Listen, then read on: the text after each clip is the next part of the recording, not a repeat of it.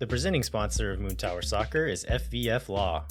To find out what makes FVF a different kind of injury law firm, you can visit fvf.law. Hello, friends, and thanks for listening to Moon Tower Soccer. The first game week of 2023 is upon us, so we are going to preview the match versus St. Louis City and cover some other Austin FC news, as well as get into a little discussion about what our depth chart looks like at this point. My name is Landon, and I'm joined, as always, by Mr. Jeremiah Bentley. Hey, everybody, I'm Jeremiah Bentley, and I appreciate that you read the name of the St. Louis club exactly as I wrote that into the outline. And I don't know. We'll see how that goes. He seemed to really be leaning into that, and we could probably ask Devin Scott about the difference between the city and the county and why they care so much. But it's exciting. It feels good to be here for a game week, and we'll see what we can do. We have no interviews this week. We had maybe two of the best interviews we've ever done last week, so maybe we didn't plan those out super well. But you know, we're going to do our best. Oh yeah, it's probably good because we do have a lot to talk about and haven't been leaving ourselves much room to talk about any news or anything. But the response to the YouTube videos of the interviews has been really good. So thank you for your kind words and thanks for watching it. I feel like now that we're YouTubers, Jeremiah, we need to start using some of the lingo. So please go and smash that subscribe button and leave a comment. I don't know. What else do they say? You have kids, right? Yeah, I was going to say I have to ask my kids about it. I know that my oldest son says anything we're seeing is on YouTube, so I'm happy to know that we finally made that standard. Jackson may actually finally watch an episode or an interview now that it's on YouTube. That's the part of the show that doesn't include our thoughts or opinions, just us talking to other people who are smarter than us. Exactly. All right, I guess we should jump into some of that news, huh? So I think the first part is news that we kind of knew was going to happen last week, but didn't have any of the details yet, which was Driussi's new contract. We knew that there was a press conference the next day when we recorded last week's show. We'd seen the Fabrizio Romano tweet saying that, hey, this is happening. So we kind of knew it was happening, but we do have the details now. So it's going to be a new contract through 2025 with an option for 2026, a club option for 2026. Fabrizio Romano was saying in his initial report that this will make Driussi one of the highest paid players in MLS. And so what do we think that number means? That is a great question because that's what people asked me that a lot of times. And I have no basis in fact upon this, but I believe that would put him in the $5 to $5.5 million range. Is where I was thinking based upon sort of where the top 6 or 7 paid players in the league were for last year. Yeah, I think that seems right. I mean, even if you go down to top 10, you're still at around 4 million. Top 5 million would put him in the top 7, 5.5 million would put him in the top 6. And so if Romano is to be believed, and it kind of depends on what highest paid means. There's a lot of players in the league, so even if you're in the top 20, that's still pretty high. But I mean, you'd have to think it would be a pretty high number. And impressions of the press conference, I think this was kind of a side of Driussi that we hadn't seen as much before. He's not a guy who really emotes very much. He seems almost timid when speaking in front of people at times. And this was one of the first times when I seen him speak, when he actually did show some emotion in this press conference. And I think it was very clear that he was excited about this. He's excited to stay here. And that's something that we talked about back when the Leeds rumors were kicking around. It was essentially I think the biggest question was how much money is Leeds offering? And so that's the question of okay, can Austin responsibly say no? But the even bigger question was, does Driussi want to be here? Does he want to stay? And so if the answer is, does he want to stay? Then he tells Austin FC that, which is what Josh Wolf said he did. He said Sebastian was very honest with us that he wanted to be here, which that means okay, let's talk about what it means to keep me here. And clearly Austin FC was willing to have that conversation and make it happen. But I think the biggest thing is it means that Driussi wants to be here. This is what he wanted. And I think that's huge.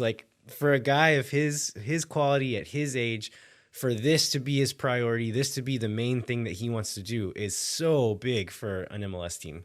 Yeah, and you mentioned last week that you kind of were hoping that this would lead to him being Austin's Diego Valeri, and I think this deal and sort of the talk around this deal and the terms really show that maybe he is too. I wanted to point something else out. A good friend of mine who's very much more fashionable than I am noted that he was carrying a Louis Vuitton bag, Christian Dior jeans, and Christian Dior jacket to the press conference. So clearly he can afford to dress like that. So I'm really happy to know that like his kids aren't going to go without food, and he can be both the most fashionable and highest paid player on the team. I think there's no doubt about that.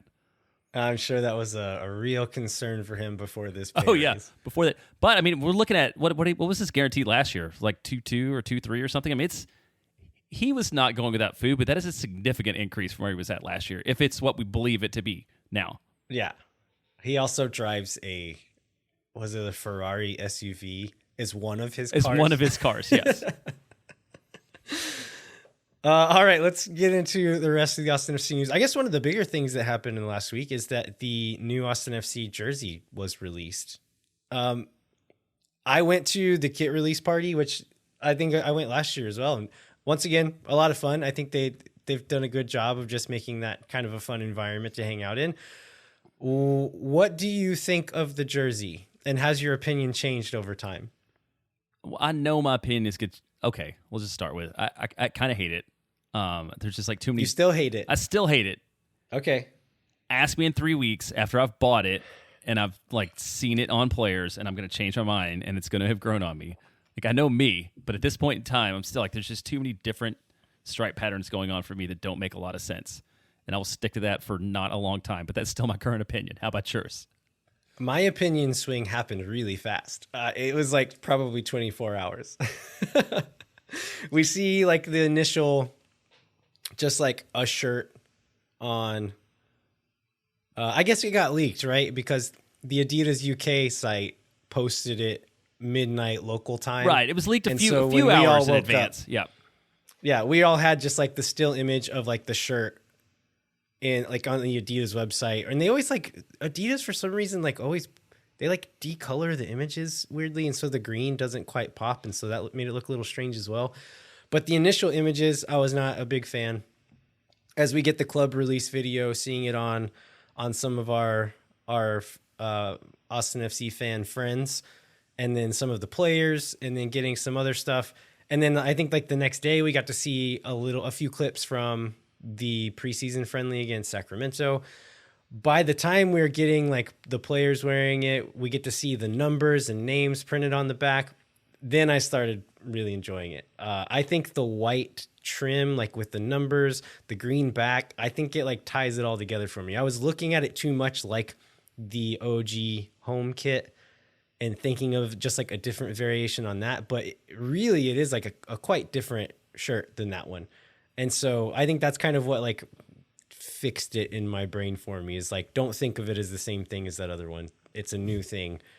But I'm into it now. I think it is weird. It's a big swing, but I think it works. All right. Well, I mean, one thing that I think that probably changed a lot of minds that we should talk about a little bit is the video, because we all kind of hammered the schedule release video, but I feel like the kit release video that had sort of the stories about Austin that people bought probably made people more likely to love the jersey than just seeing it on the rack. Like after I watched the video, I wanted to like it more. I still don't, but I wanted to like it more than I did from originally seeing it.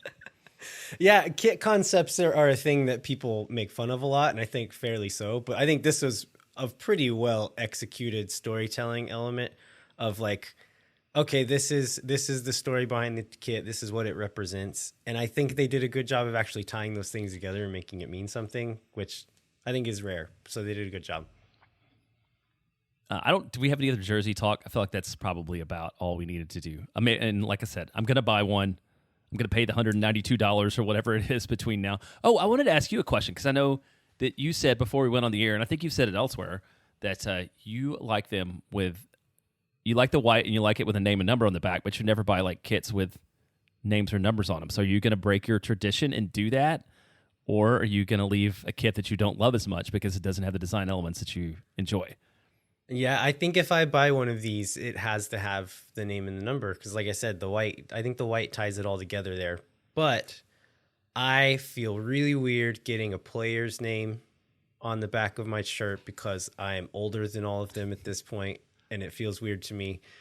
No judgment on anybody who does that. It just feels weird to me. So I have to decide what I put on there. My parents have Moon Tower 22 on their Sentimento kits, and I think they did Moon Tower 23 on the new ones. I don't know what they ordered yet, but would it be weird for me to get Moon Tower on my shirt? I feel like this is a conversation. This is a discussion for Andrew Wiebe talk about. I feel like before on his show about having your own name as a non-athlete on the back of a jersey, which is effectively the same thing. So yeah, it might be a little bit weird. You may have to find something else. Yeah. So listeners, if you have any ideas, which I'm sure will all be great, then let me know. You want to talk about Micah Burton? Yes, I absolutely do. I know you love talking about Micah Burton, so I'll maybe set it up and say Micah Burton, US 17 U17 team played. There we go. Round of 16 match on Saturday versus Dominican Republic. They won 5-1 or 5-0. I don't remember, but Micah Burton. This one was 7-0. 7-0. Oh my gosh. Yeah, so, I think 5 was the one before. Okay. So I think that, I'm pretty sure. I think it was 7-0. So, well, he had another goal in that one, which means that that the U.S. advanced to play against Guatemala in the round of 8, which will be on Tuesday night. Guatemala beat Jamaica 2-1 in the previous round to advance. Did you get to see? And I think the goal highlight showed up in a lot of places, but did you see any other Micah Burton action from that match? I actually went back and was able to watch the whole thing. It was on Fox Soccer Plus and VIX Plus, which was really bizarre, but I was digging through Twitter on Reddit trying to find tips on how to watch it, and someone gave the hot tip: if you open the Fox Soccer website in incognito mode, it gives you 50 minutes of free watch time. And so I just did that twice and was able to watch both halves of the game. But Micah looked really good. He's played several positions now. The first game I saw, he was playing the left wing, which I thought he was okay, but it highlights some of his more predictable tendencies. He played striker, which didn't look natural there, but was effective and useful there. This game he played on the right wing, and this is his best spot in this team. He was really, really good over there. Was able to kind of like take guys both sides.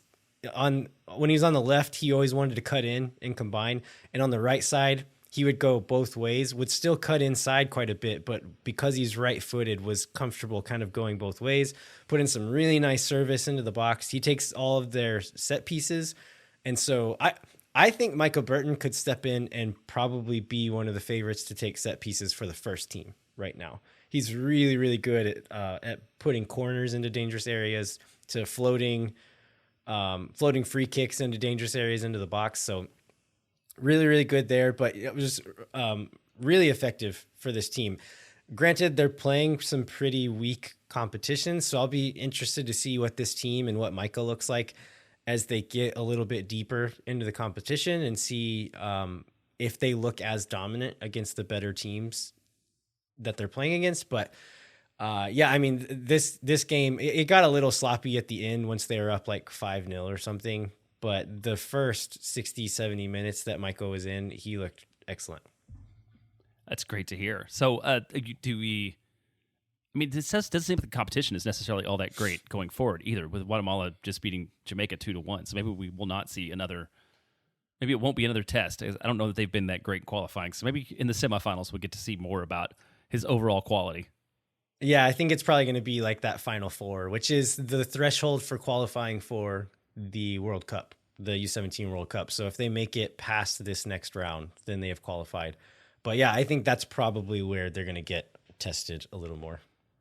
And then we also had the last two matches of the preseason this week with Sacramento Republic on Wednesday night. That one was at Q2. That was closed doors. We'll go through the lineup real quick because this is effectively more or less a second team lineup, right? Matt Bersano at goal, Lundqvist, Keller, Tarek, and Gallagher.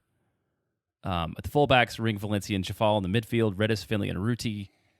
At forwards, ended 1-1 with Rigoni scoring a goal. So this is one of two Rigoni goals for the week. I'm trying to find a way to be excited for him and think that is like a harbinger of success for this year without reflecting on Roddy Redis's past preseason performances. I don't know if there's a way to do that. But we got some notes because apparently I was at an event all night Wednesday. I totally missed this, but I guess some people found a way to watch the match through Apple TV through some backdoor means. Is that right? Yeah, so it seems like a lot of Apple employees had access to watch some of these test broadcasts, and there just happens to be a lot of Apple employees in Austin, and I think some links and streams got shared around. I was at the kit release party, so I did not get to see it, but we had some people reach out and give us some notes who did get to see it, and we're going to share the notes of one of those people who was asked to remain anonymous. And I said, how many grains of salt do we want to recommend with these notes? I feel like this protects everybody from having an opinion. I love that you were very clear about the fact that these are not your opinions and they're from somebody else. And at this, I was more so, how many grains of salt should we add? Because do we trust this person? Right. Opinions? Well, yeah. Then this person believes in their own opinion so much they wanted to remain anonymous. So this does not like. I believe it was that so they didn't want the listeners to immediately dismiss their opinion based upon the person with that opinion. Is that fair to say? Yeah, I think that's fair. Okay, so we've really sold this. People are really going to hopefully take hardcore notes on what's going on. But yeah, let's go through some of these notes and maybe, which ones you thought were more interesting or what you think might be telling about what's in here. Yeah, I think we can go through all of them quickly. But first note was Matt Bersano looked rough. Was not impressed by Matt Bersano, apparently. Alex Ring, the quote is, looks like a shell of his former self and played with the backup squad instead of the starting squad. We'll get into more of that a little bit later on. Keller did not look great, kind of looked like the same Kip Keller of last year.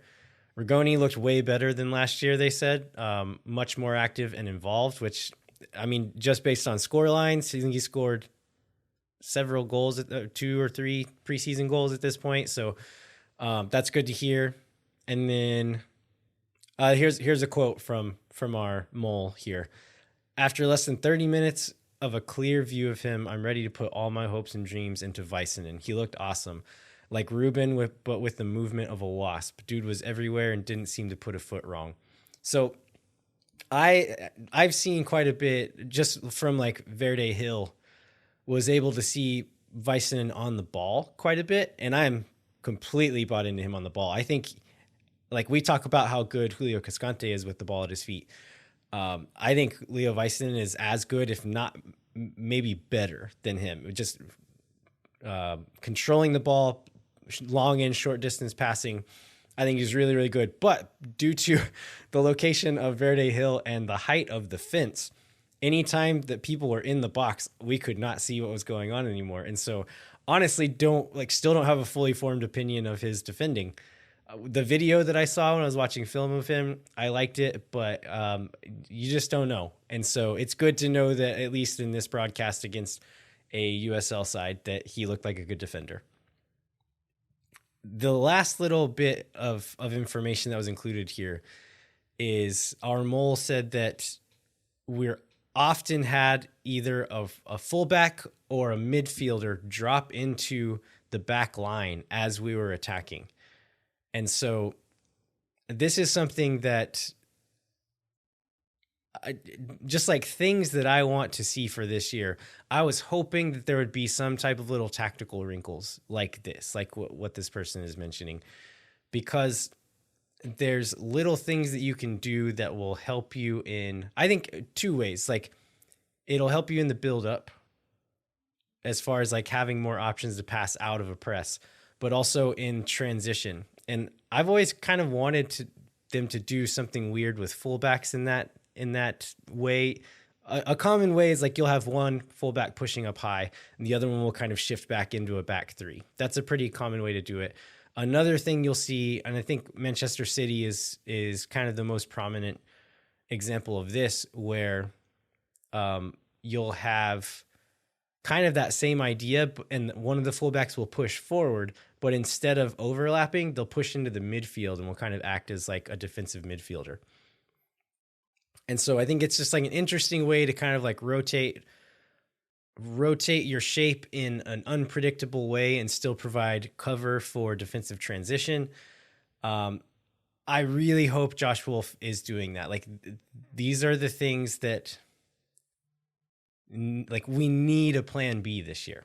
I think if Josh Wolf tries to roll out the same, like kind of like business as usual with rotated lineups that are going to be required for as many competitions as we're playing in, I think it could end up being really bad.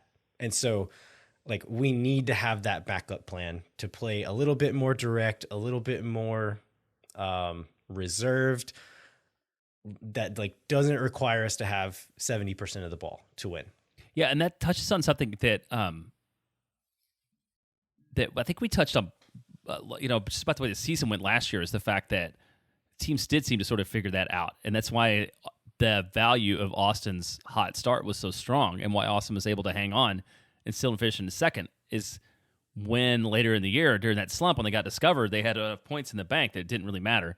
The second part of this comment I think is super interesting too, which says this transition lets the left back get into some dangerous spots and fish in a ton of crosses, which is going to lead to a discussion. This is a teaser for a discussion we're going to have a little bit later about a certain left back who loves whipping in crosses and his position on the depth chart, and how I think we probably all thought John Kolmanich was going to be the third option at the left wing going into the year, but maybe that's not true. We'll get into that when we talk through the roster after the break. Yeah, something else that I wanted to get into as far as just like shape goes. Our mole told us that it mostly looked more like a double pivot with another midfielder deeper next to Danny Pereira, and with the other team, like when the like subs and first team swapped out, it was kind of the same shape both times. And so I think defensively, having two deeper midfielders like that, or a fullback staying deeper, like I said before, it helps us not be so vulnerable that like when we lose the ball, because we have a lot of the ball, and this has been a big problem. When we lose the ball, we're so pushed forward that, and like Danny Pereira is not this like killer ball winning defensive midfielder. And so he's not going to be able to cover all that ground on his own. Having someone else back there, having a fullback staying deeper provides that cover. I think offensively, having someone back there with him as well, it could maybe be a way to provide a little bit more dynamism in offensive transition as well. And I think you can do that in any shape, and that's more of a mindset thing and less of like a shape thing. But I think this is like kind of like a wrinkle to plan A instead of like a straight up plan B, but just like in those moments, like if we win a ball high, so often it looks like Austin's like, okay, let's slow down. Everybody get into position, including the defense. Like, defense, y'all ready? All right, let's go.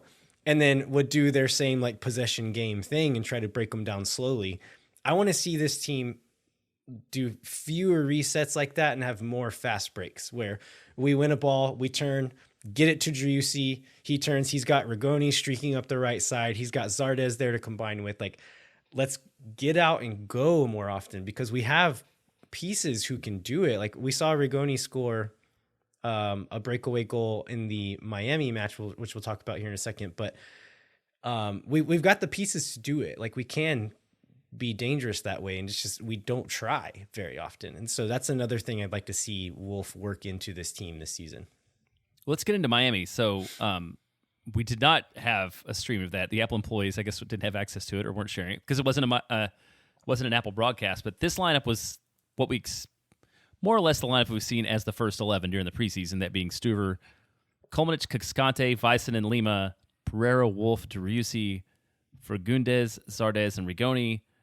And this ended up 2-2 also, so Austin played to draws on both of the games this week. But both these goals were pretty in their own ways, for sure, right? The Rigoni goal and the Owen Wolf goal. So you maybe talk about the Rigoni one first. Yeah, it's the only footage we got was like it's like the artistic field level footage. And so we don't see exactly what happens, but it looks like a transition moment where Diego springs Rigoni into space and he's one-on-one with the keeper, and the keeper gets a hand to it, but the ball still goes in. I think that's encouraging to me. Like I was just saying, like getting Rigoni out into space one-on-one with the keeper, like you take that bet that he's going to do well in those positions. So I think that's encouraging. That like a thing I think will help this team and want to see that that's happening in these games is good. The other one was Owen Wolf. Jussi Zardes squares a nice pass across the top of the box as Wolf is arriving late. He takes one touch, wraps his foot around it, and curls it into the far corner. It's just a beauty of a goal. It's so cool to see Owen score it, just like the young kid on the team score that kind of goal, but B, to see that specific player do something like that. Because one of my biggest criticisms of Owen last year was that he's too conservative and like didn't try stuff often enough. He would be in transition and have a guy streaking on the backside and could play that like Jared Stroud early cross on the ground into feet and just wouldn't do it. He's like seemed scared to do something wrong. And for him to just like take his shot right there and whip it into the far corner, like that's beautiful. I love that he's trying stuff like that. Yeah, it was so good to see him. And I feel like that's a shot that was I feel like I saw him give a couple of those attempts last year, and we've seen other people like take that shot, and it's just like the opportunity's been there, and it's just like never hit. So it was good to see that land. It was because it went in. This is not his Tomas Pochettino. If that a shot had, preseason shot had only gone in instead of hitting the crossbar, things would have been different. Like Owen got his in, so maybe that means something different for him in the midfield this year. And it's exciting to see him spend so much time in the midfield, which I know you talked about all last year, that being his best place to play. And so we haven't seen him on the wing at all this preseason, right? He's been strictly playing in the midfield, which I think is his best place to be. So that also should mean something good for him. Yeah, he definitely projects as like an 8 pretty much. And so I think it would be bad for the team and bad for him if he spends any more time on the wing. And then one last moment we saw from Julio Cascante on Twitter was Brad Stuver stepping on his head and cutting his like this nasty gash on the side of his head. It did look really bad. And there's some questions about whether he might be out because of that. Then Brad chimed in on Twitter today to make sure that everybody knew his ankle was okay. Because he's like, nobody's worried about Julio, but just to know, like, I did not hurt my ankle stepping on his head. Yeah. I don't remember. Julio responded to later. I don't remember exactly what it was, but I have a feeling, since everybody's so good-natured about it, that Julio's probably okay. Like, if there was a serious concern, Brad would not be taunting him about his ankle being okay after he stepped on Julio's head, right? I mean, is that a reasonable opinion? I think so. I mean, like, as far as I think we can at least read that it's not a serious injury as far as like Julio's safety, but I do still have some concerns about whether or not he'll be ready to go on Saturday, because it was a big cut on his head, like probably needs staples or stitches or something. And so like, if that's still in that state, like, I don't know if he would be cleared to play. Cause like if one header is going to split his head open and be bleeding on the opposition, like, I don't know if that's going to be cool or not. Gosh, Landon. Yeah, that's probably fair. That would definitely change things for match day 1 if we're rolling with, because Amro Tarek would probably rotates into the starting lineup, right? Yeah, he would be the one to step in. So, I mean, it's kind of how we started last year, right? With not our top choice center back pairing, with Kip Keller getting the start in the first 2 games. So hopefully we don't have to do that again, but we'll see. All right, we've got other center back news. We talked about this. I think we knew it was going to happen as we were recording last week, but Johan Romaña officially out on loan to Olympia for the remainder of the 2023 season. 2023 MLS season, I think was what it said specifically. Correct. I don't know how their season runs, but it does include a transfer option. Oh, this note you wrote in, I thought was pretty good. Once Amro Tarek was wearing wearing Johan's number, that was a pretty good sign that he was on his way out. Yeah, I thought that was telling. I think it was it Tom Halleck on Twitter that was pointing this out? I think that's right. Noticed that Tarek was listed on the roster wearing number 3 for the friendly, but also a lot of players had been posting pictures of themselves with their number showing on their shorts or something, and Tarek was one of the only ones who did not have a number showing in any of his photos with the new jersey on. So they're like, okay, this is your number, but let's keep it a little quiet until tomorrow. Be chill on that. So, but yeah, it seems like Olympia was like had some kind of sanction due to unpaid debts, and we're able to clear that up and get this over the line. I was looking in to see if I could find out if there's any reporting on how long Romaña's contract actually is. I found one South American source saying that the contract was 4 years, but that could easily be like 3+1, like with an option year. And so this option to buy could, like, I don't know if this is the case, but it could very much be like, okay, Romaña goes there and kills it. Olympia wants to buy him permanently. Austin exercises that 1 year and say, okay, yeah, you have to buy him now. And if he doesn't do well and they don't want him, then Austin just like doesn't exercise that option and lets him go. Yeah. Yeah. I think so. We think that Johan Romaña is probably also done in Austin. I would imagine so. Like, this doesn't seem like go get minutes elsewhere until you're ready. Like, I think Wolf is done with him, especially for a guy that, yeah, with all the stuff with Wolf, with the fact that I think he's played 35 matches over 3 years. This is not Charlie Asensio last year, or like the typical person who has no league experience that you would loan out, right? Like, Romaña's pretty much a known commodity at this point. I don't know if we said we were going to answer questions from Patreon, but we have our first Patreon question here related to that. And Sean Collins has an Illuminodal. I don't know exactly how you say that. Is that Illuminidal candle with they're those candles that are like have the players like as saints okay, on the side of the candle. Yeah. Sean's got one that's has Romaña on it that has never been lit and is willing to offer that to anyone who wants it. So it's a little bit of.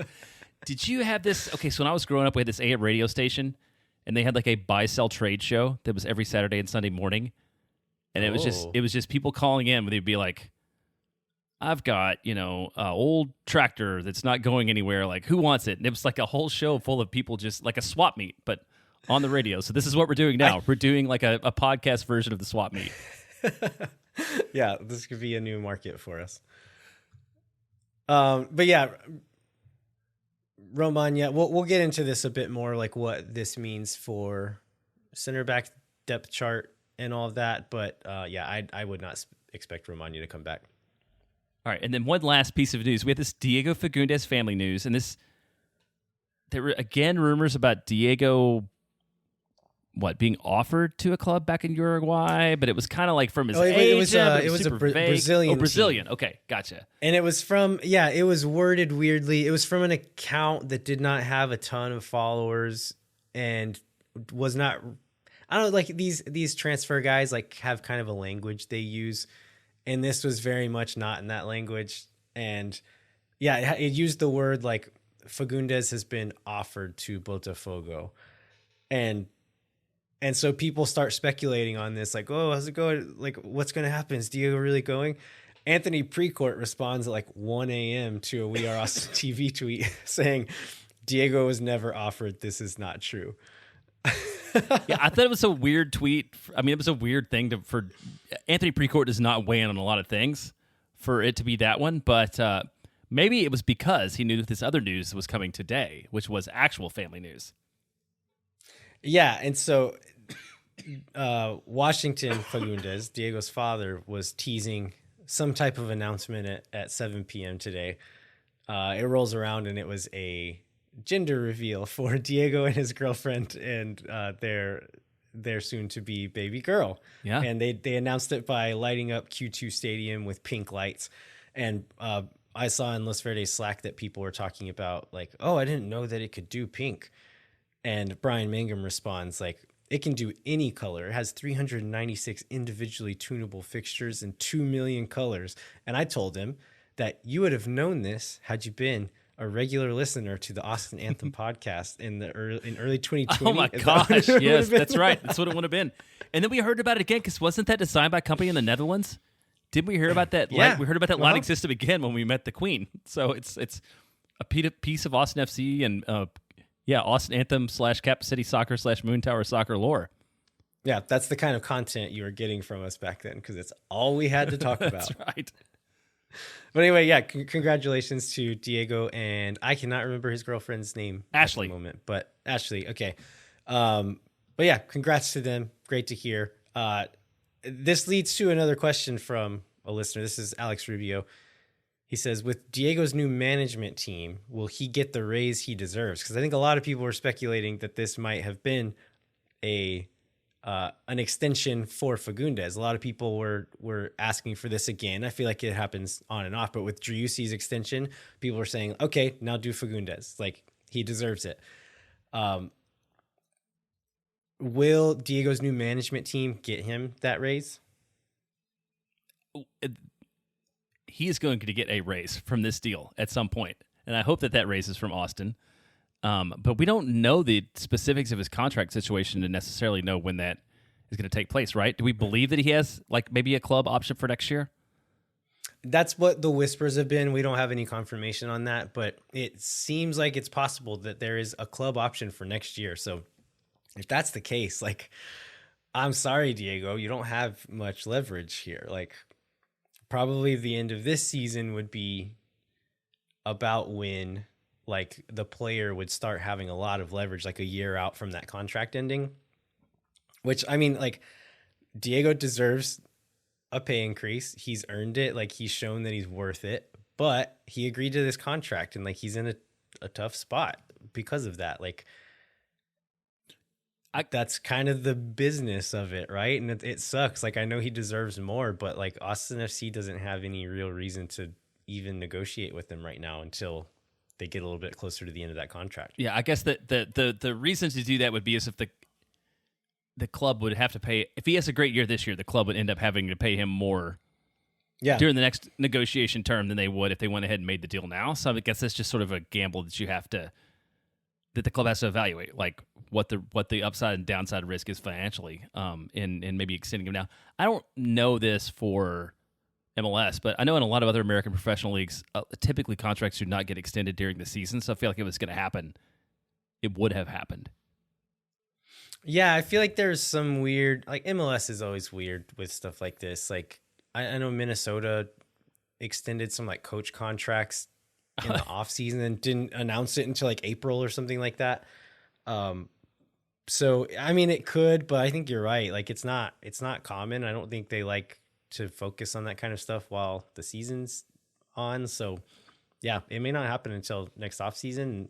Like, I hope he gets that raise. I hope he stays here forever, but it's the contract he agreed to. And I think he, knowing what he knows now, knowing if he would have been playing as good as he was and like as in demand as he is right now, he probably would have asked for a shorter contract, but he didn't. This is what he agreed to. That's what he's gonna have to deal with. So I think what we want to do for the rest of the show, sort of going through all the setup, we can kind of assume that the roster is basically as set as it's going to be. And we've got 19 senior roster players out of 20. We've got one homegrown supplemental spot left. So I think at this point in time, we can pretty much assume that the roster is set through early summer, without anything else going on. So let's maybe take a break, and then we can talk about where the roster is, maybe a little bit of projection for this season, and then do the St. Louis preview. Sounds good. Hang tight. We'll be right back with more Moon Tower Soccer. When no one is around.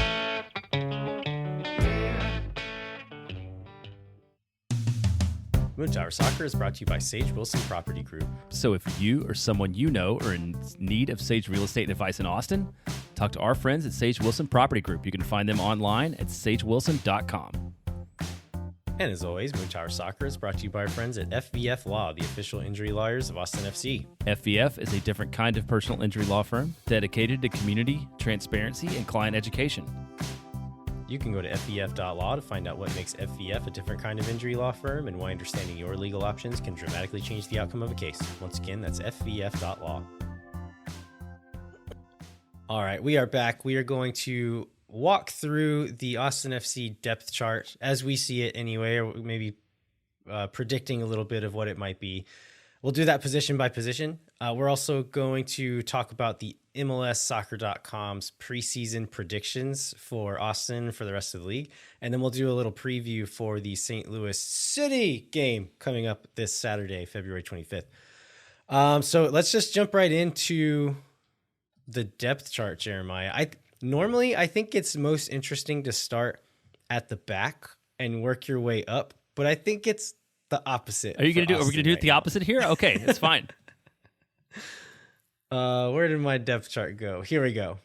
Okay, starting at striker. This one seems pretty easy. I think Jossie Zardes is the clear favorite to be the starter. Maxi Urruti. And we've talked about this before. Like we have like a few different flavors of striker this year. Maxi Urruti will be the first off the bench if we need like another rotational starter. I think that's Maxi's spot. And then we have Will Bruin. I think he's there for kind of like trash can time, tactics free zone kind of thing. Just like big dude in the box, make something happen. I think that's going to be his prime role, and then maybe gets some starting minutes here and there based on injury or tired legs or whatever. But I think that's kind of how it sits. I think it's pretty solid. So you have a prediction on this the split between starts for Zardes versus Urruti? Like, do you think it's like 2/3, 1/3? Do you think it's more dramatic than that? Do you think it varies wildly depending upon competition, or like what do you see those minutes going? I think 2/3 is a pretty good split at this point, just because of how many games it's going to be. Zardes, he's not old, but getting older. I think he's 31. Will probably turn 32 this season. So yeah, I think that's probably a fair split. And then Bruin, I would say pretty minimal starts, but we'll get worked in and get some like later in the game minutes probably. Yeah, I can see Bruin's main starts coming in another like other competitions when Austin has a busy week, right? Like if Austin moves forward in the U.S. Open Cup, or as the CONCACAF Champions League gets a little deeper, maybe he gets like a start here or two, but I wouldn't expect to see a ton of that from him. Yeah, I think that's right. We want to go left or right for the winger. Let's go left. I think left is more interesting. All right, so Diego Fagundes, the clear starter here. Second string, like I think we had no clue up until a week or two ago. We saw Hector Jimenez get some minutes there against what game was that? It was Louisville City. Yes. I think that's our guy, right? I think we had speculated about Valentin Noel. In the team shared some photos of them traveling to Florida the other day, and the first team and second team guys had different tracksuits on.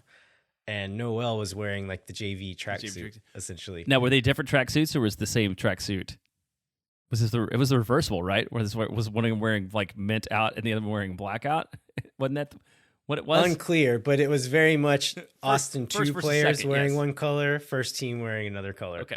And so Valentin Noel was wearing the other color. I think it's safe to say that if any of the other draft picks get contracts, it's going to be with Austin 2 and not with the first team. And so as far as like other options, I think it's Rodney Redes. That's who we've seen get minutes on the left wing so far. And so I think it's like Fagundes and then Rodney Redes and or Hector Jimenez. Yeah, I think that's probably right. I did see Hector subbed in for John Gallagher in the last match, so he's still. I guess he's. He did. Yeah, I guess he's always going to be an option on defense. But yeah, he can't in the it was the Miami one, right? Where basically the second team started, and he was a substitution for.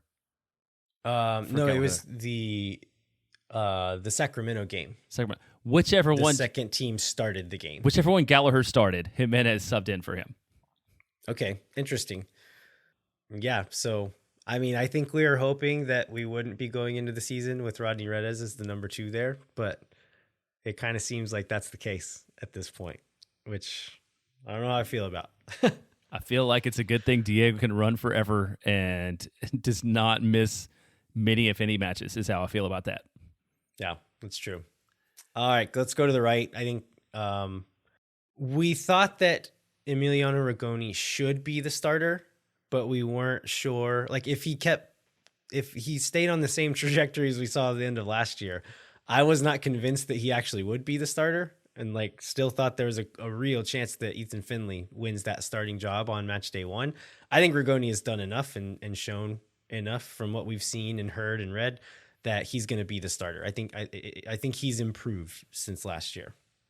Yeah, I guess I agree with that completely, that he is definitely the guy there. The one thing that's a little bit different about the right wingers versus like Diego, for example, is they, at least the first two guys, they're very much right wingers only, right? So like, because with the fullbacks, one of the things you can do one of the good things, especially with John Gallagher, is you have some positional flexibility where you can flip him around. But I don't feel like you would see either Rigoni or Ethan Finley ever on the left, which hurts the depth. Rigoni has played on the left Okay. before. And he's good with both feet. And actually, after the Louisville City match, Josh Wolf said, I was asking him about guys that we'd seen play in different positions. And it was Jimenez and John Gallagher that they played in spots we didn't really see them much last year.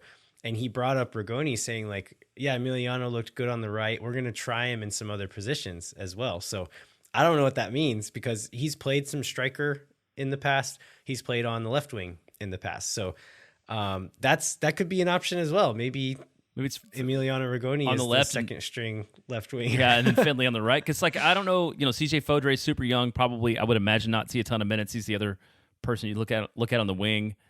He was wearing varsity warm-ups the other day, okay, getting on the plane, but we've not seen or heard anything about him being on the field in a while now. So I don't really know where he stands right now. Yeah, so maybe that's our, just like kind of the fullbacks. We thought we had three solid starting options that could play it both ways. Maybe that's the deal. Maybe you end up with flexibility there with Rigoni. Moving back into the midfield, this gets a little bit more complicated. I think okay. I don't really know how to talk about the midfield as a depth chart because you have Driussi, and I don't think there's a 1-for-1 switch there, especially when we're playing like the single 6 system we did last year. You can put someone else in the same position, but they're not going to play it the same way he does. This year, I think it's like more and less true at the same time. If Josh Wolf does roll out 2 deeper lying midfielders and Driussi is like a more true 10, it makes it easier to talk about, but also I think Diego Fagundes is probably the only player who could play that position anywhere similar to him, but we didn't see that last year really. And we don't have anybody else to play in his position if we move Diego anywhere else. So Driussi is kind of like on his own. Like it's Driussi and that's it. And so last year the solution was what? That's where Felipe got some minutes, right? Whenever Driussi needed some time.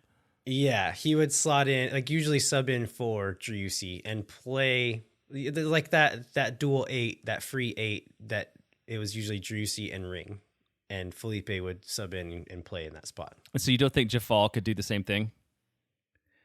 I feel like when Jafal comes in, he will usually be one of the deeper lying guys, but if it's not him, then who is it? Like right. Because I think what you're getting to is like really it's a positional question almost more than anything, right? At this point, like is the way the midfield aligns. The way the midfield lines up really has a lot to do with what the depth chart looks like from among the midfield positions outside of Driussi.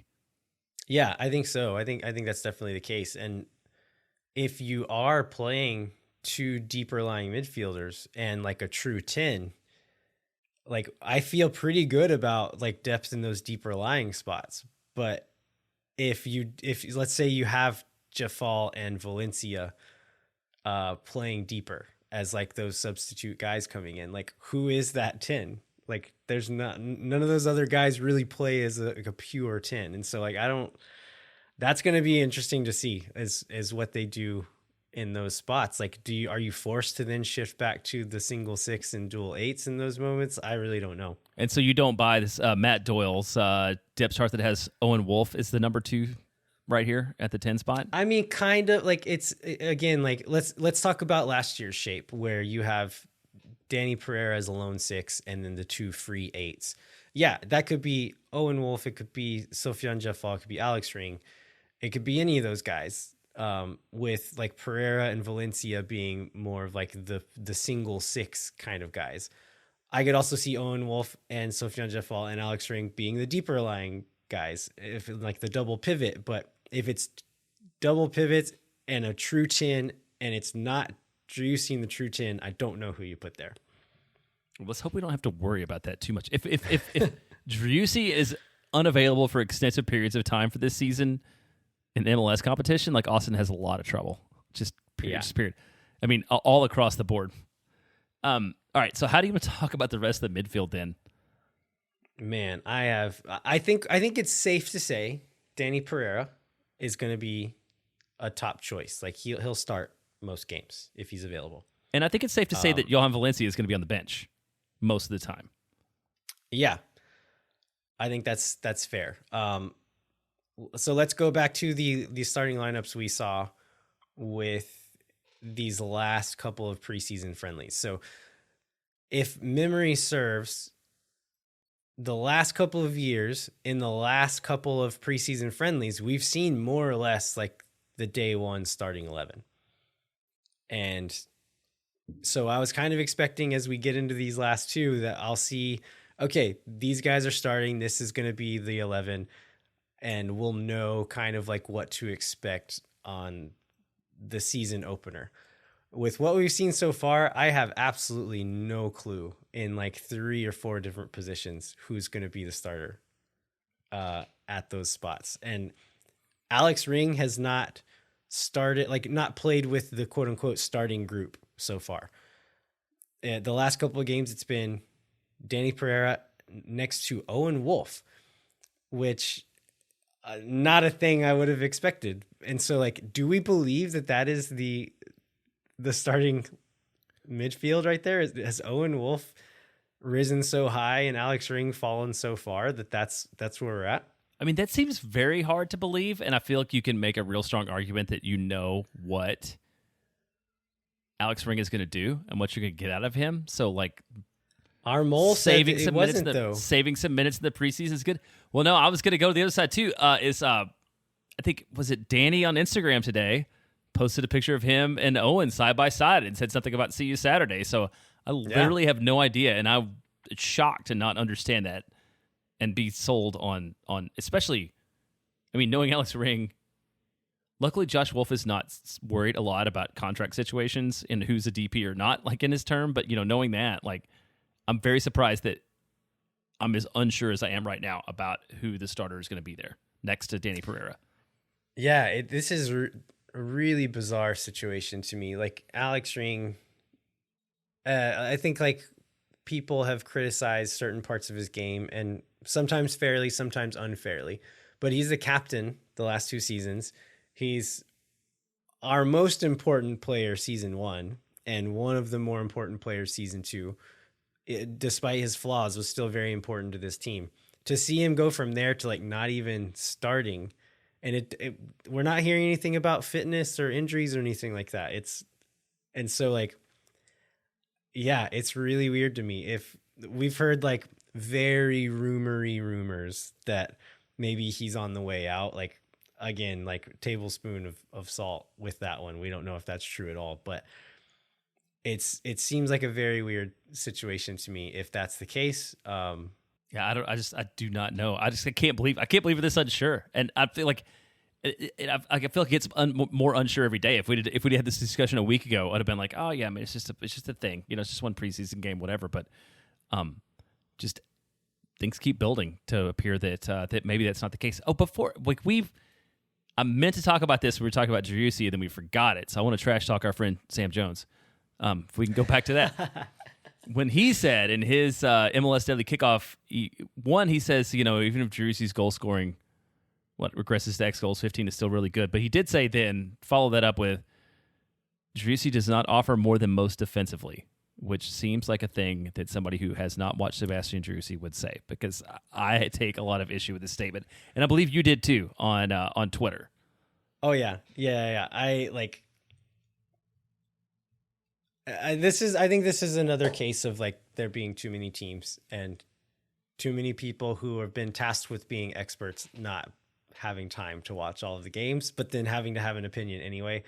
To Sam's point, like there's some people saying like, oh, it's risky to re-sign Driussi because he overperformed his XG. Like, this is, to Sam's credit, most of this article was saying like, even if Driussi performs exactly at his expected goals and assists, it's still like a top 10 performer in the league. And so like, yeah, lock that guy up long term. That's good business. But then, yeah, made that statement. It was like, yeah, this is Driussi. And I tweeted this, like, if you had told someone who never watched any MLS, hadn't seen Austin play, and you said, okay, this 2022 Austin FC team, they have one of the best defensive forwards in the league, and just told them that and didn't say anything else, I think they would watch the first half of the game and be like, wait, okay, which one is it, Urruti or Driussi? Which one were you talking about? Because I think they're both excellent defensive forwards. And yeah, to say that he doesn't offer more than most defensively, I think is a great injustice to our number 10. Our number 10, our king, our legend. Okay, well, sorry for that interruption, but let's maybe go. I feel like we'd kind of discuss the ring thing to like its logical conclusion too, other than to say like, I don't know. We'll find out in a few days. Last couple of thoughts on the midfield though. So I think I mentioned this on the last show, but Jeff Fall, like having Valencia be gone for a week or so, getting his green card sorted out. We still haven't got an announcement on that. We have not. Actually, but he's back in town. It seems like from what we've seen, maybe Jeff Fall has an edge on him, and I'm fine with that. I like what I've seen of Jeff Fall so far. So I think he'll get significant minutes. It looks like Owen Wolff is going to get significant minutes in the midfield, maybe even start day one. So as far as the rest of it goes, like I feel like Valencia feels like the odd man out at this point so far.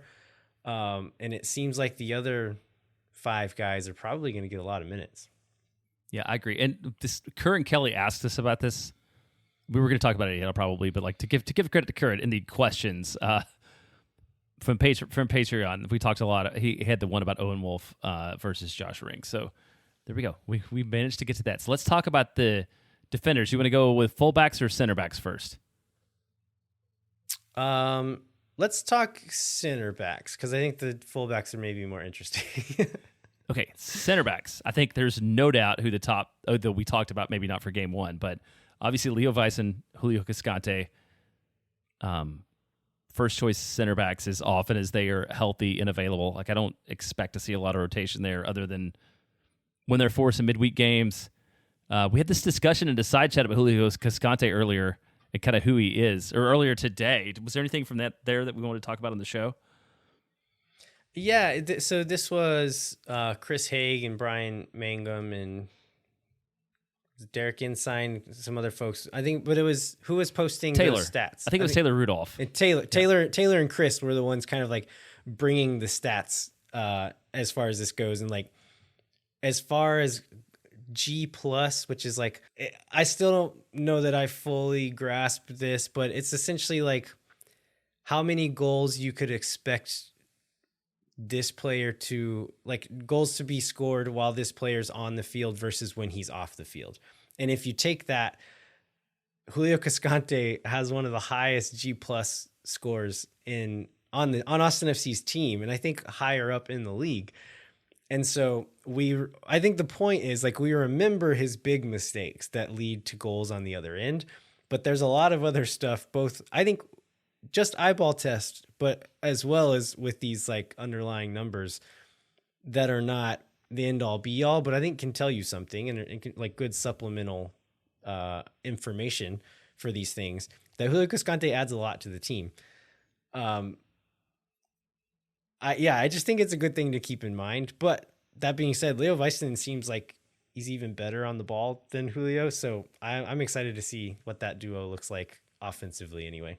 Yeah, and then we very clearly, Amro Tarek and Kip Keller are the second pairing, and we talked about this a little bit. The only other two, right? It's the only other two. So. We talked this a little bit last year. Like it's quite possible only one of them will be on the game day roster, and I think this leads into another couple of questions that we have that are things that I hear people talk a lot about on Twitter. It's just concerns on what happens if actually it's not even if one. What happens if both of our starting center backs are injured?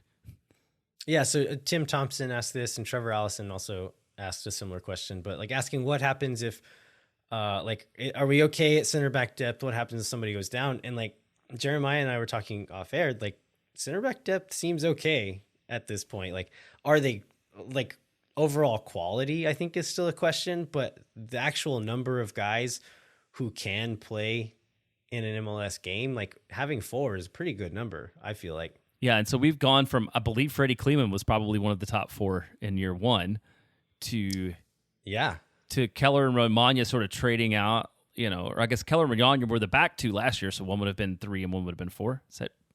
Yeah. So now we've got Kip Keller is the solid number 4 and Romaña out of town because he was 5th. So I feel like that's been an upgrade. So hopefully it's not too much of a concern. Yeah, and we'll need 3 and 4 to play more minutes this year. Amro Tarek, I feel fine with him getting several hundred minutes this season. Kip Keller does still seem like a question mark, and so that could be a concern in the games where we maybe have to start him or play him significant minutes. But like you said, it's a better situation than we've ever been in at center back. Yep. Well, let's go to fullbacks then, and I think the rights. Well, I don't know. I guess we could talk about both because I don't know if it's as settled as maybe. Yeah, maybe we thought. We've been seeing with the starting group. It's been Jean Kolmanich and Nick Lima. I think had you asked us we did this with Marcelo in the over-under and listing the number of minutes being played. I think did we pick Gallagher and Lima to play the most minutes? Yeah, I think we picked Gallagher to play the most minutes with Lima playing the second most minutes. Yeah. And so to be seeing Kolmanich, that's the main surprise, is Kolmanich being run out with what looks like the rest of the starting 11 is very surprising to me. And so I think we all would have probably picked John Gallagher to be the favorite at left back, maybe Lundqvist being the favorite there. But to see Kolmanich getting the minutes with the quote, what looks like the starting group has been very surprising to me. And I don't do we think that's the guy? Is he starting on Saturday?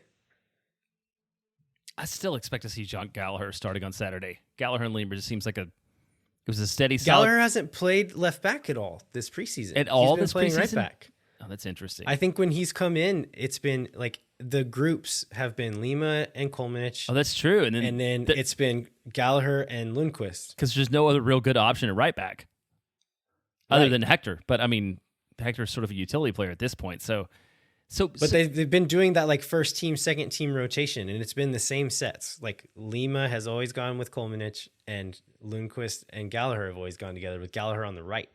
And so to say, it's hard to say that, okay, Gallagher's going to start at left back at this point. I don't think that's even a possibility now. You don't think so? So it's who is one of these groups the starting group, and is it the two that have been with the rest of the quote unquote starting group? And I've never been more confused about what our starting 11 is going to look like on the season opener. Well, I think the upside of that is it's because there are multiple talented players with MLS experience who are competing for these spots. And it's not just there's two people that we're not scared of seeing on the field. And so therefore these are going to be the two guys playing fullback.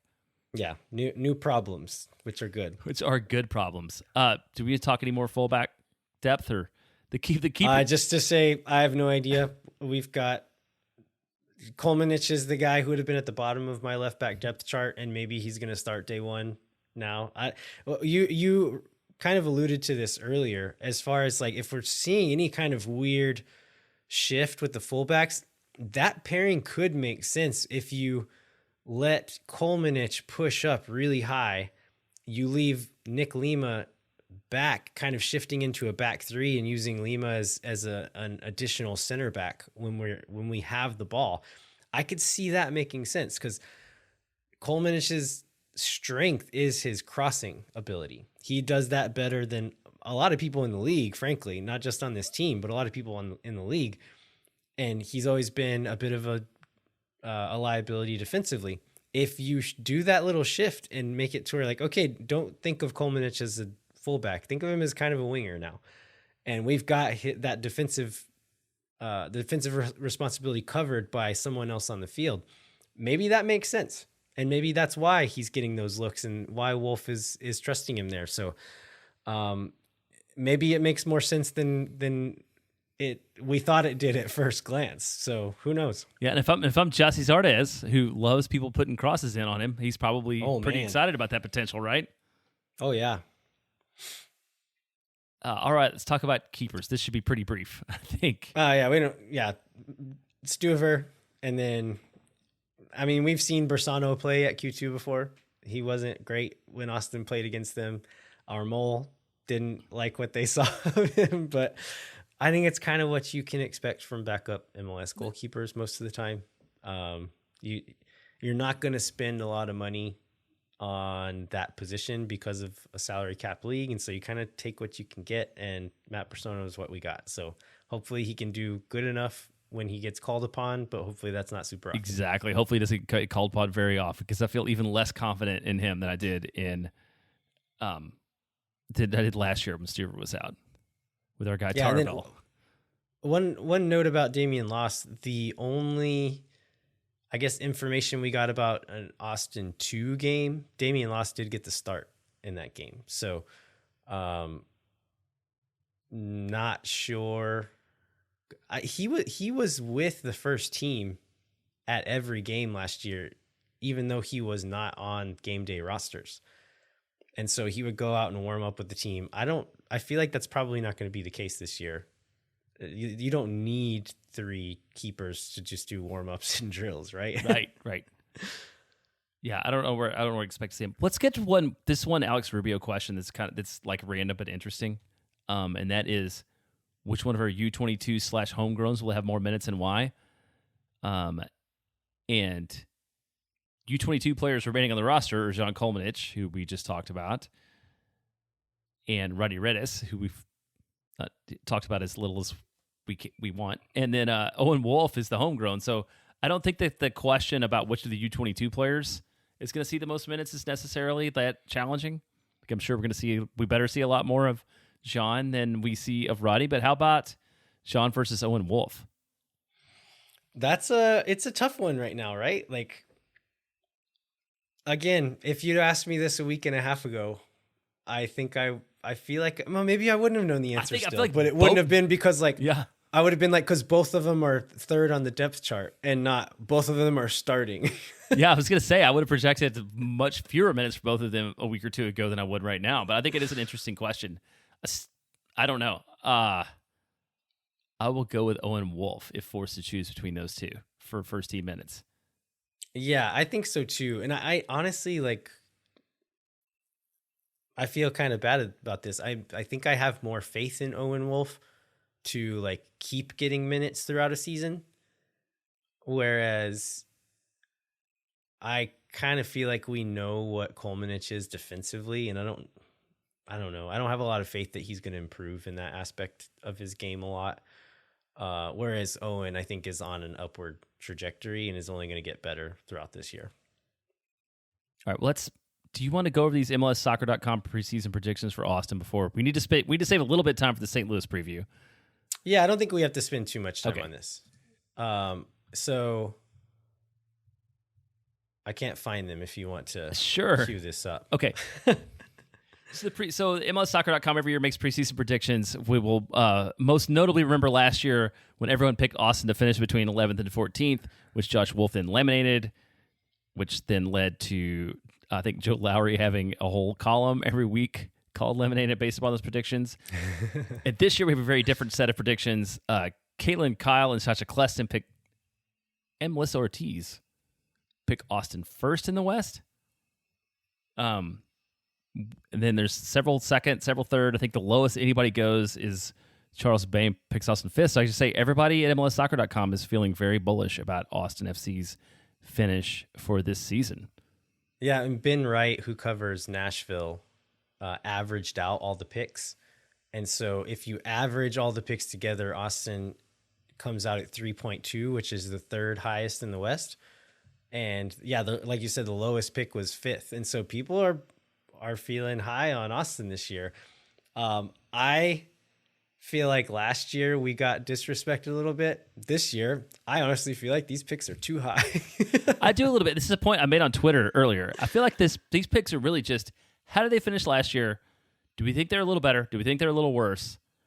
And like that's all that you can read into it. It's basically every pick is just last season with minor adjustments, and nobody's ever going to make like a broad prediction like Austin's going to go from 13th to 2nd, or somebody's going to go from 2nd to 11th or whatever. But it's just like sort of these iterative movements, and so just don't read too much into this. Yeah, everybody's hedging their bets, trying not to look too stupid, which we're going to do later this week when we record. When we record an with episode Phil. of Westward Ho, and we're going to do our MLS team draft, which we will also be hedging our bets and trying not to look too stupid. Which we did a little bit when we did the MLS fantasy draft with the other two podcasts, right? I feel like we were very much, let's find people who are successful in the past and assume they will continue to be successful. Yeah. So hey, we have a game this week, and we have a game. We have a game with a team that didn't exist before, so we do not have the traditional. What did they do last season? Who's in? Who's out? What can we expect? Preview versus St. Louis City. I guess St. Louis City. So I think overall, people do not expect much out of the club. It's been sort of a weird roster build. Almost everybody, I think, among the pundits picked them to finish 14th of 14. Probably even lower than Austin's predictions were for last year. We see Jared Stroud as a protected starter, which is kind of exciting for Jared Stroud, but maybe also talks a little bit about the roster build and how it's been going so far. What do you think about St. Louis? Yeah, I think looking at this roster, there's a lot of unknowns in this like starting 11 and depth chart, like just guys who are new to the league, who have come from leagues where it's kind of hard to know how they're going to do stepping into MLS. And so like looking at, like, I don't know what those guys are going to look like, but there's quite a few knowns on this roster as well. So guys like Jared Stroud, Tim Parker, John Nelson, Jake Nervinsky, like there's some guys who Austin FC have seen over the last few years who are like pretty good to okay players. Those are the names that make me think this St. Louis team is not going to be great. Like all these guys are like okay players, but it feels a lot like the Austin FC 2021 roster build, where this is like, we're not going to get any huge contracts. We're going to get a few guys who, if we stay healthy, will set a high floor for us, but probably a pretty low ceiling. And then we can kind of see what we need this summer, see what we need in the next off season, and have the flexibility to build from there. But I think this season may end up being a little bit long for St. Louis.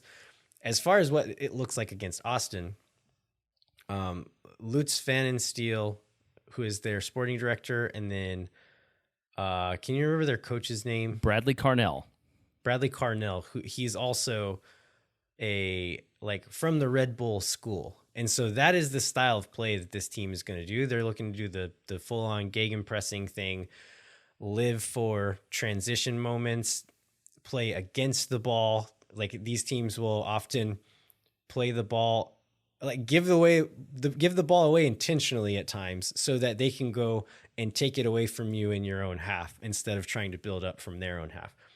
And so that is what this team is going to try to do. I think it's a hard thing to get a team all doing in sync at first. And so it's a style that Austin has struggled with.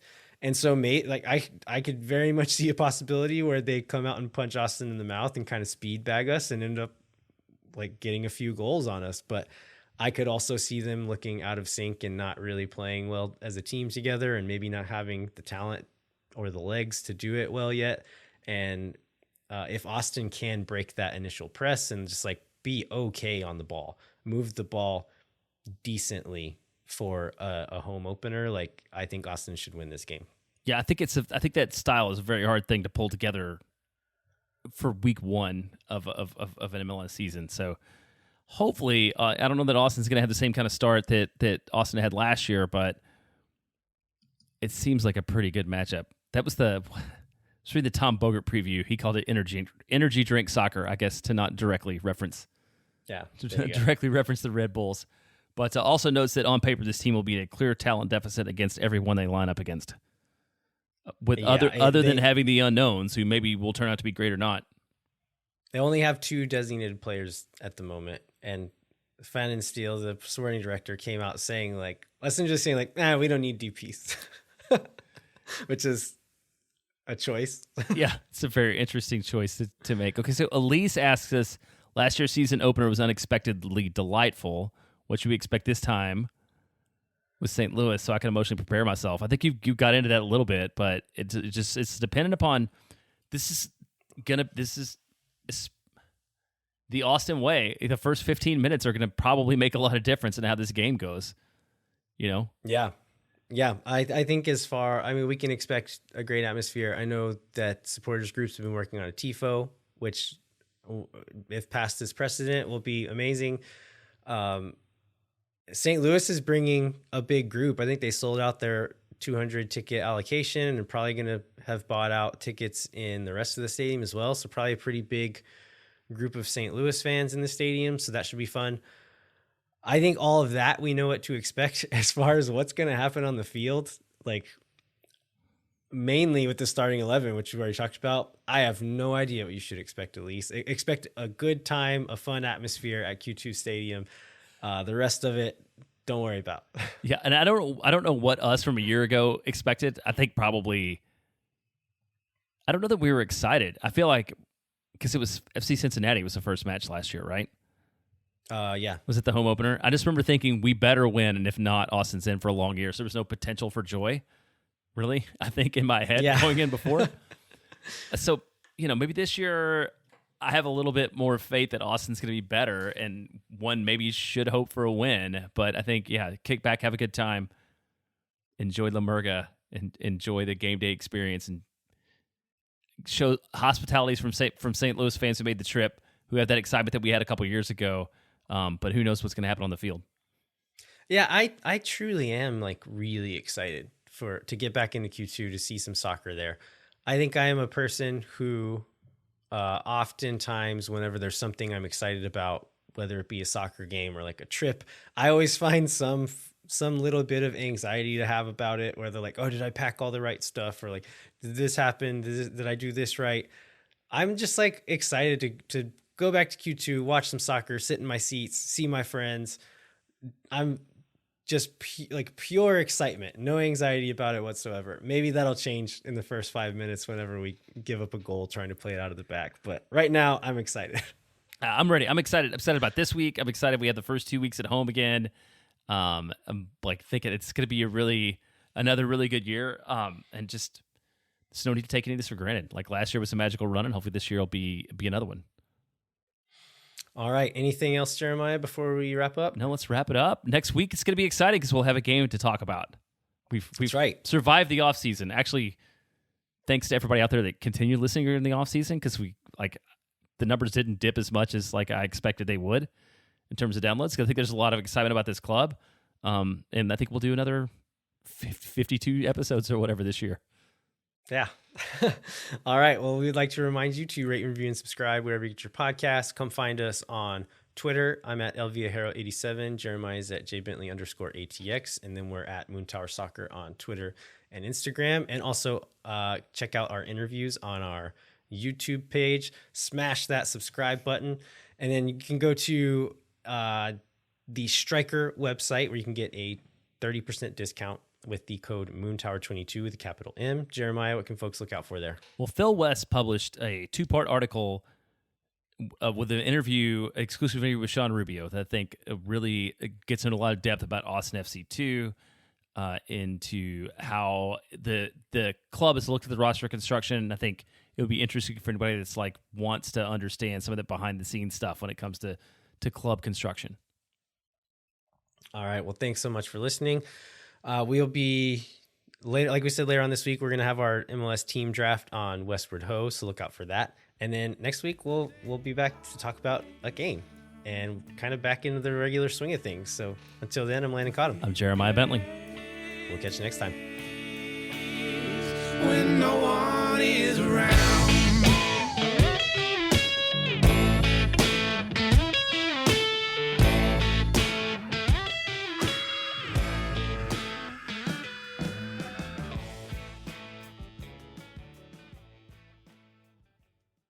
Thank for nothing, see you never. La gente Oh my God.